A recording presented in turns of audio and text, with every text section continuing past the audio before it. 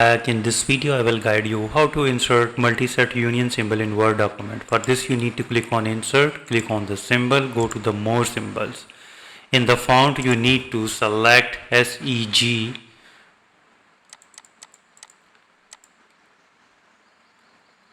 OEUI symbol, and in the subset you need to select the mathematical operators, and here you need to find it, and here it is, you can see here, and this is the character code 228E. Just click insert and close it, and here you can see that. Go to the home and make it bigger, make it center.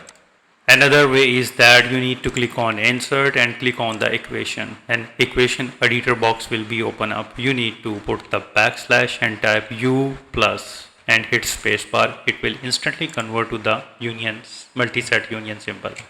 Another way is that click on the insert, click on the equations, and click on this drop down and click on this and click on the operators.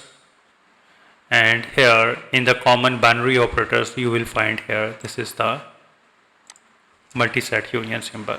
Click here. So another method is that you need to type 228E and press Alt X all together. This code will instantly convert into multiset union symbol.